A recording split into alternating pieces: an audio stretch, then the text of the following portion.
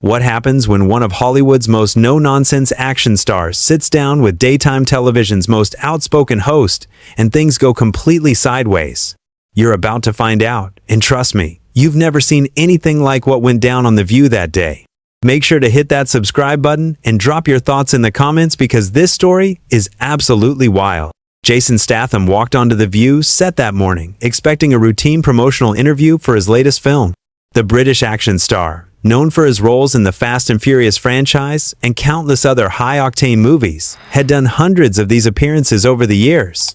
What he didn't expect was Joy Behar to immediately go on the attack the moment the camera started rolling. "So Jason," Joy began with that familiar smirk of hers, "I have to ask about something that's been bothering me. Your movies, they're basically just violence porn, aren't they? I mean, when are you going to make something that actually has substance?" The other hosts, Whoopi Goldberg, Sarah Haynes, and Sunny Hostin, shifted uncomfortably in their seats. This wasn't the typical warm welcome guests usually received on the show. Jason, maintaining his characteristic calm demeanor, leaned back slightly and raised an eyebrow. "Well, Joy, I think that's a rather narrow view of what I do," Jason replied in his distinct London accent. "These films employ thousands of people. They entertain millions around the world. And they tell stories about loyalty, family, and standing up for what's right. Not sure how that qualifies as what you just called it." Joy wasn't backing down. She leaned forward, her voice taking on that condescending tone she was famous for. "Oh please, Jason, let's be honest here. Your character basically just drives fast cars and punches people. Where's the art in that? Where's the social commentary? Don't you think you have a responsibility to use your platform for something more meaningful?" Whoopi tried to interject. "Joy, maybe we should." No, it's fine," Jason said, holding up a hand. His jaw was tightening slightly, the first sign that Joy's needling was getting under his skin. "I'm curious to hear more about Joy's perspective on what constitutes meaningful entertainment." "Well, for starters," Joy continued, clearly enjoying herself, "maybe something that doesn't glorify toxic masculinity. Your characters are always these macho men who solve every problem with their fists. Don't you think that sends a terrible message, especially to young boys?" The studio audience was dead silent. Even the camera operators seemed to sense the tension building. Jason's publicist, sitting in the wings, looked like she wanted to crawl under a rock. "Toxic masculinity," Jason repeated slowly, his voice dropping an octave. "That's interesting, coming from someone who's made a career out of attacking people on television." Joy's eyes flashed. "Excuse me? I think you're confusing holding people accountable with attacking them. That's exactly the kind of attitude I'm talking about." "Holding people accountable," Jason said, his voice remaining dangerously calm. "Is that what you call it when you spend 20 minutes tearing apart someone's life's work without knowing the first thing about what goes into making these films?" Sarah Haynes jumped in, trying to lighten the mood. "Maybe we should talk about the stunts in your new movie, Jason. I heard you do most of them yourself?" But Joy wasn't finished.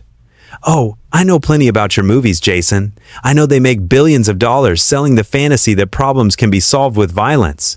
I know they perpetuate harmful stereotypes about what it means to be a man. And I know that intelligent actors like yourself could choose to do better." Jason's hands were now clasped tightly in front of him.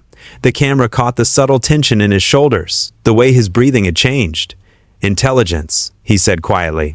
"That's rich coming from someone who just suggested that action films have no artistic merit and that millions of fans around the world are too stupid to understand the difference between entertainment and reality." "I never said the fans were stupid," Joy shot back. "I said the movies were irresponsible." "Right, so the problem isn't with the audience, it's with me," Jason said, his voice growing harder. "Because I choose to make films that people actually want to watch instead of pretentious art house pieces that 12 people see in independent theaters." Sunny Hostin tried to mediate. "I think what Joy is trying to say is—" "I can speak for myself, thank you," Joy snapped, not taking her eyes off Jason. "What I'm trying to say is that actors of your caliber have choices. You could use your influence to make films that challenge people, that make them think, that address real social issues. Instead, you take the easy money and make the same mindless action movie over and over again."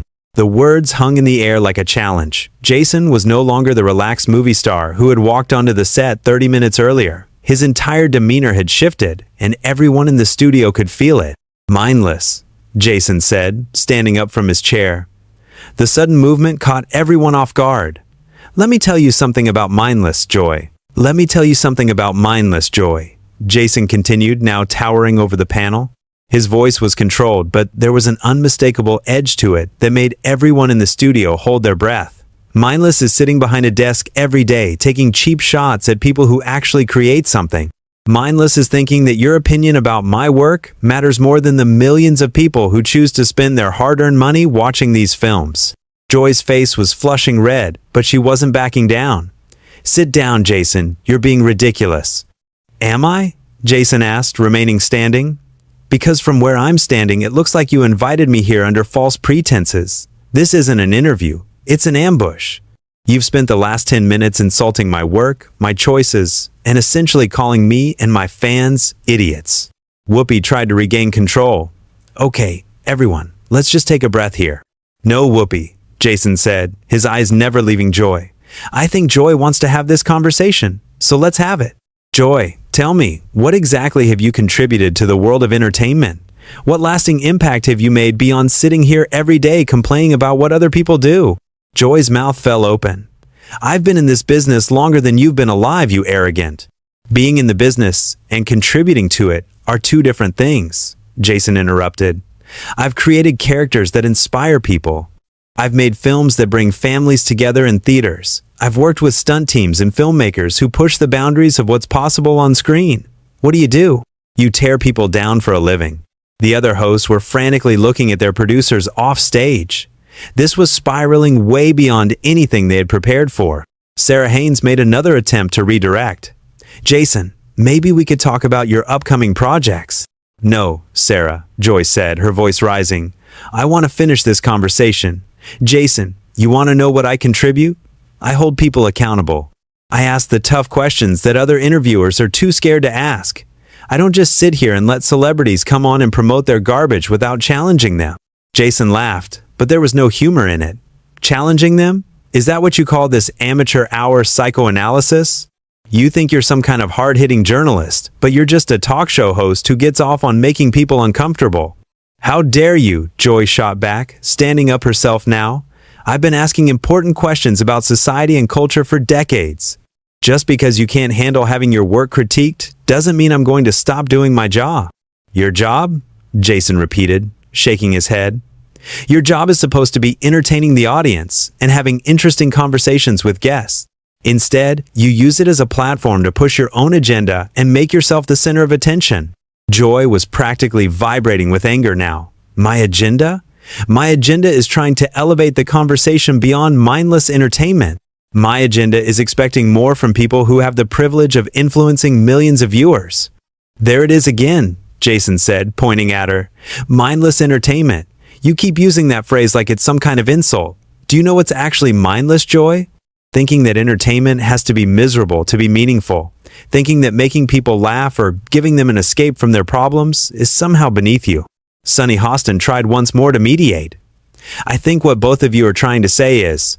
"Don't," Jason said firmly, holding up his hand but keeping his eyes on Joy. "This is between me and her now. Joy, you want to talk about responsibility? Let's talk about the responsibility you have to treat your guests with basic respect. Let's talk about the responsibility you have to actually prepare for interviews instead of just attacking people." Joy's voice reached a new pitch. "I am prepared. I know everything about your career, your box office numbers, your critical reception. That's exactly why I'm calling you out." "Calling me out for what exactly?" Jason demanded.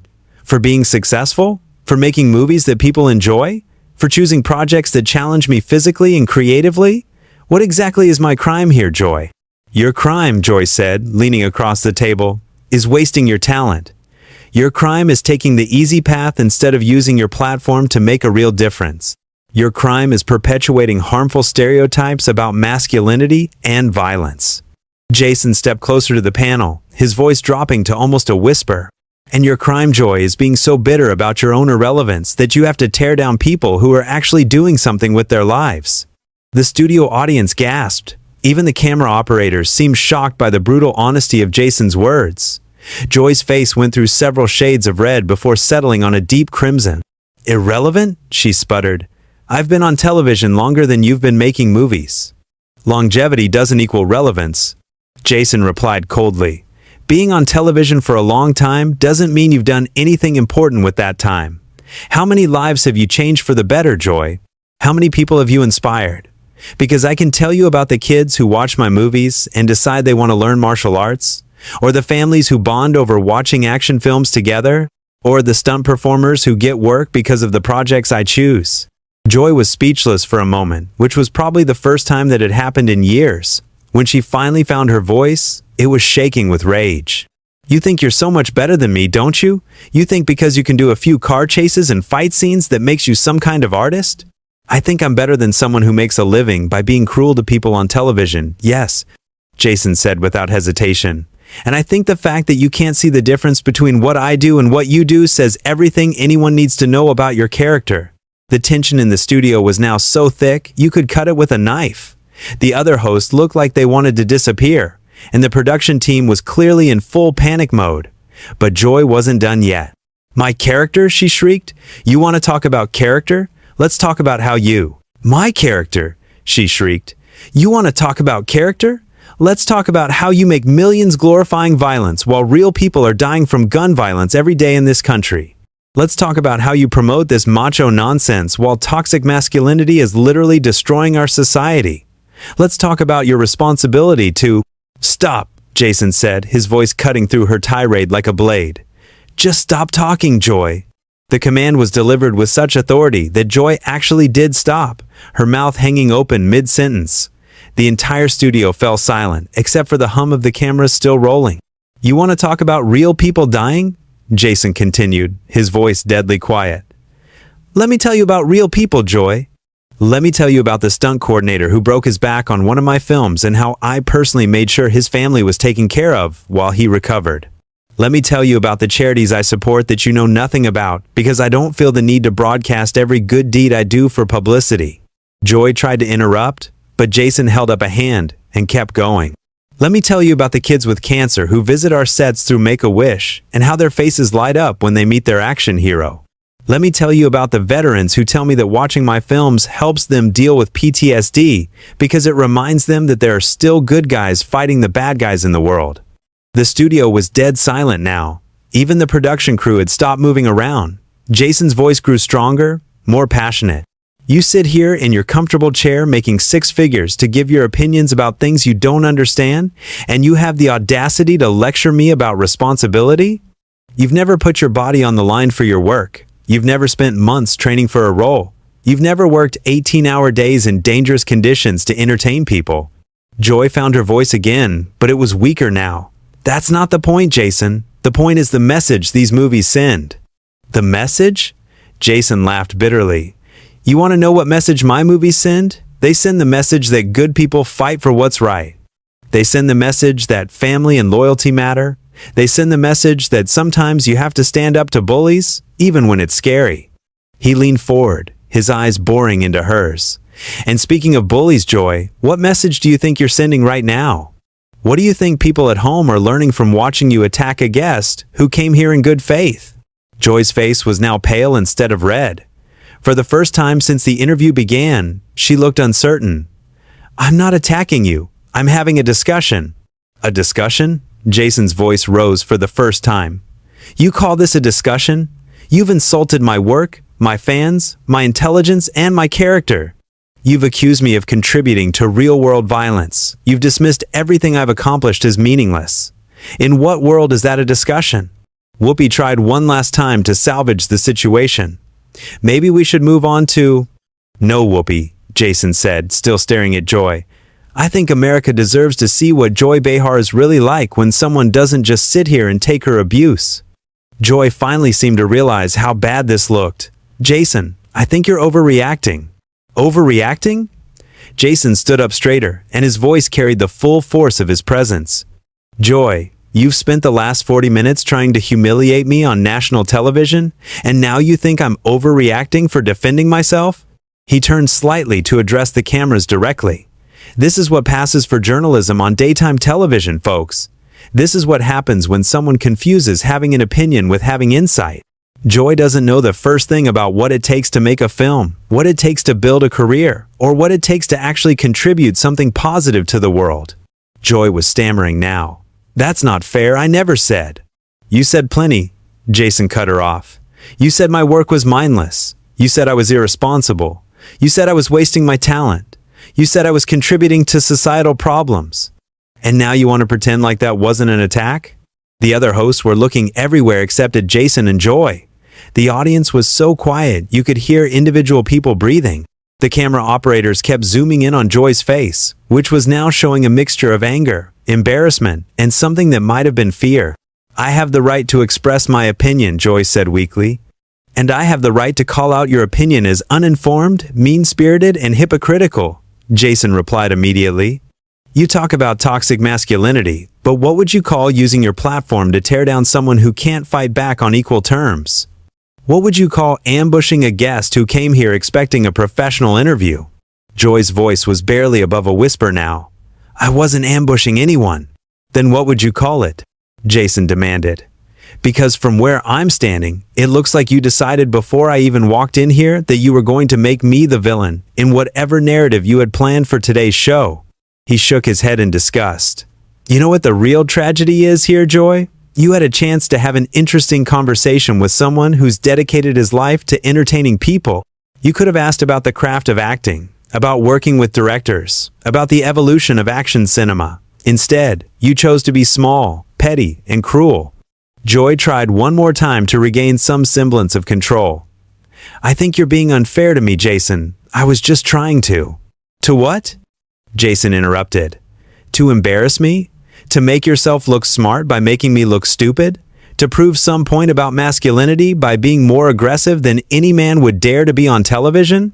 The words hit their mark. Joy's face crumpled slightly, and for a moment she looked genuinely hurt. But Jason wasn't finished. "You want to talk about responsibility, Joy? How about your responsibility to treat people with basic human decency? How about your responsibility to your audience to have guests on who can actually contribute to meaningful conversation instead of just serving as targets for your frustrations?" He started moving toward the edge of the set. "How about your responsibility to yourself to be better than this?" Joy finally found some of her fight again. "Where are you going? We're not finished here." Jason turned back to her one last time. "Oh, we're finished, Joy. We were finished the moment you decided to make this personal instead of professional." He looked directly into the main camera. "I came here to talk about my new film, to connect with fans, and to have what I hoped would be an enjoyable conversation. Instead, I got a masterclass in how not to conduct an interview." Joy stood up abruptly. "You can't just walk out. This is my show." "Your show?" Jason smiled coldly. "Then maybe you should start acting like a professional host instead of a schoolyard bully." The production assistants were frantically signaling to the hosts, clearly trying to figure out how to handle this unprecedented situation. Jason was already unhooking his microphone. "You know what, Joy?" he said as he handed the mic to a stunned production assistant. "I actually feel sorry for you. It must be exhausting to be so angry all the time. It must be lonely to push away everyone who tries to have a genuine conversation with you." Joy's voice cracked slightly. "I'm not angry. I'm passionate about." "You're angry," Jason said simply, "and you're taking it out on people who don't deserve it. That's not passion, that's just sad." He turned to the other hosts. "Whoopi, Sarah, Sunny, thank you for trying to keep things civil. I'm sorry your colleague made that impossible." As Jason walked toward the exit, Joy made one final desperate attempt to have the last word. "This is exactly the kind of toxic behavior I was talking about. Walking away when challenged, refusing to engage with difficult questions." Jason stopped at the edge of the set and turned back one final time. His voice was calm now, almost gentle, which somehow made his words even more devastating. "Joy, the only toxic thing in this studio today was your behavior. The only person who refused to engage with difficult questions was you, because you never asked any. And the only person who should be ashamed of what happened here is you." He paused, looking directly at her. "I hope someday you figure out the difference between being challenging and being cruel. Your audience deserves better, your guests deserve better, and honestly, you deserve better too." With that, Jason Statham walked off the view set, leaving behind a stunned studio, speechless hosts, and Joy Behar looking smaller than anyone had ever seen her look before. The cameras kept rolling for another few seconds, capturing Joy's face as she realized that for once in her career, she had absolutely nothing to say. What did you think of this incredible confrontation? Did Jason go too far, or was Joy completely out of line from the start? Drop your thoughts in the comments below and make sure to subscribe for more wild celebrity stories like this one.